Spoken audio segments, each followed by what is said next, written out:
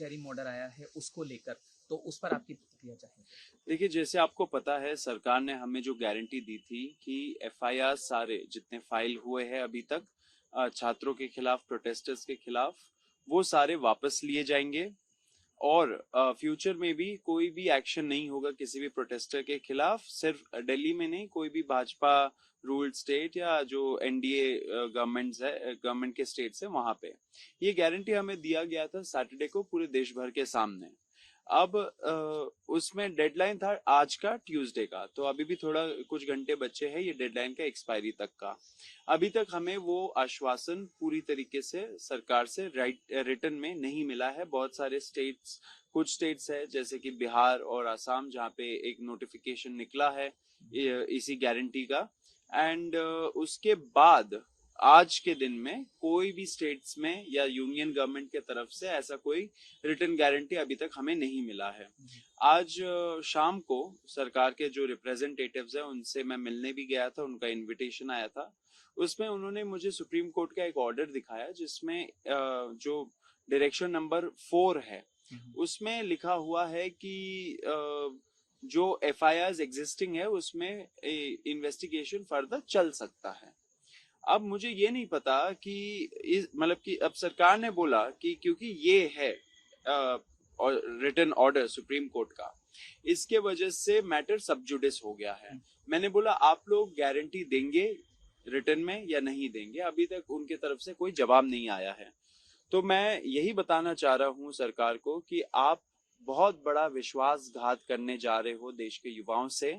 हम लोगों ने डिक्लेयर किया है कि हमें ऐसा कोई भी ऑर्डर जिसमें जो हमें एक गारंटी दिया है सरकार ने उसका उल्लंघन हो, वैसे कोई भी ऑर्डर या कोई भी डिसीजन स्वीकार नहीं है। छात्रों को जो आपने वादा किया था वो वादा आप रखिए। एंड हम चाहते हैं कि आगे भी चल के अगर कोई भी डिसीजंस होते हैं छात्रों के हित में, अगर आप लेते हो और अगर आपने उसको प्रॉमिस किया है तो वो आप रखिए।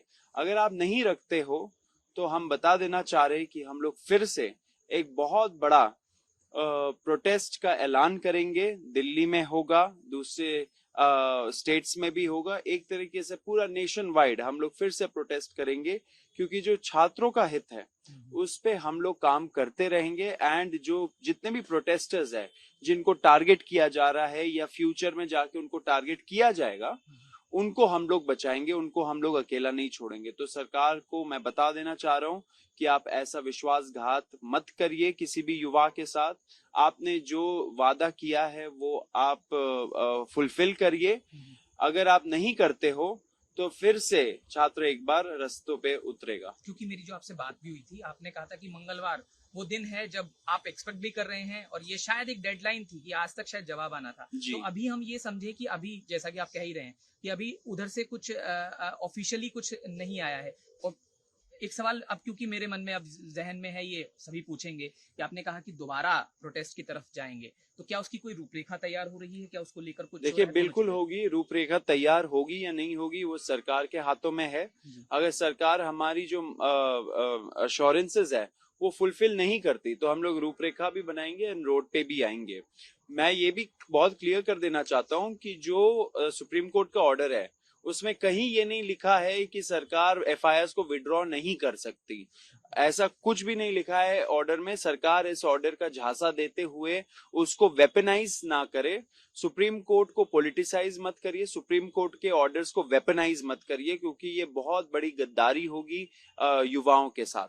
तो आपसे यही, सरकार से यही रिक्वेस्ट है कि अभी कुछ घंटे बचे हैं, हमारी जो डिमांड्स है उस पर अपने अश्योरेंसेस दिया है उस पर आप कायम रहे। कोई डेडलाइन आप देना चाहेंगे कि इसके बाद, क्योंकि कुछ घंटे बचे? और साथ साथ मेरा सवाल फिर भी वही है जो शायद सब पूछेंगे कि क्योंकि ये मामला सब जुडिस हो गया तो जाहिर है आपकी तरफ से कोई लीगल तरीके से भी इसमें कोई जवाब दे जाने की तैयारी होगी। देखिए, ये जो पिटिशंस फाइल हुए थे पीआईएल्स, उसमें कॉकरोच जनता पार्टी या हम में से कोई भी उसका पार्टी नहीं है। लेकिन डेफिनेटली ये जो पिटिशंस है वो हमारी प्रोटेस्ट से रिलेटेड है। अब सुप्रीम कोर्ट को भी समझना चाहिए कि कैसे उनके ऑर्डर का दुरुपयोग होता है। दिल्ली हाई कोर्ट का आपने देखा ही था, जैसे सोनम वांगचुक जी को उठा के ले गए थे, उन्होंने कोई मेडिकल एडवाइस हम लोग को नहीं दिखाया, कोई लीगल प्रावधान नहीं दिखाया, बस ये बोल दिया कि दिल्ली हाई कोर्ट का ऑर्डर था, लेकिन ऐसा कोई ऑर्डर नहीं था। तो सरकार अक्सर कोर्ट का ऑर्डर का झांसा देते हुए उसको वेपनाइज करके, उसको पॉलिटिसाइज करके उसका इस्तेमाल करती है अपने स्वार्थी लाभ के लिए। लेकिन ये सब चीज नहीं चलेगा। युवा देख रहा है, युवा समझता है, पढ़ा लिखा युवा है। कोर्ट को भी ऐसे इस्तेमाल नहीं होने देना चाहिए खुद को। तो आपके माध्यम से यही बोलना चाहता हूं कि कोर्ट में जो जजेस बैठे उनको भी समझना चाहिए उनके साथ क्या हो रहा है, उनके ऑर्डर्स का कैसा दुरुपयोग किया जा रहा है। एंड सरकार से भी हम बोलना चाहते हैं कि अगर आप नहीं मानते हो, अगर आप अमल नहीं करते हो आपके गारंटीज पे, तो हम लोग फिर से रोड पे उतरेंगे। एंड इस बार जब उतरेंगे तो पूरा जवाबदेही लेके जाएंगे। एक आखिरी बस संक्षेप में कि चर्चा चल रही है उस बिल पर, एंटी पेपर लीक बिल पर संसद में, तो आप कैसे देखते हैं? बहुत अच्छी बात है, सब चीजों पे डिस्कशन होना चाहिए। जो सरकार अगर कुछ प्रावधानों को स्ट्रेंथन कर रही है वो अच्छी बात है। मैं ये भी चाहता हूं कि जो पुलिस ब्रुटैलिटी हुआ 20 तारीख को, 20 जुलाई को, उस पे भी चर्चा होनी चाहिए, उस पे भी जवाबदेही फिक्स होनी चाहिए। सब तरीके का चर्चा स्वागत है उसका। एंड हमारा जो संसद है वो चर्चा के लिए ही बना है। कि इतने टाइम से चर्चा नहीं होता था संसद में, वो बहुत दुर्भाग्यपूर्ण चीज है। अब हो रहा है, अच्छी बात है। लोकशाही मराठी ऐका, पहा, जागरूक रहा।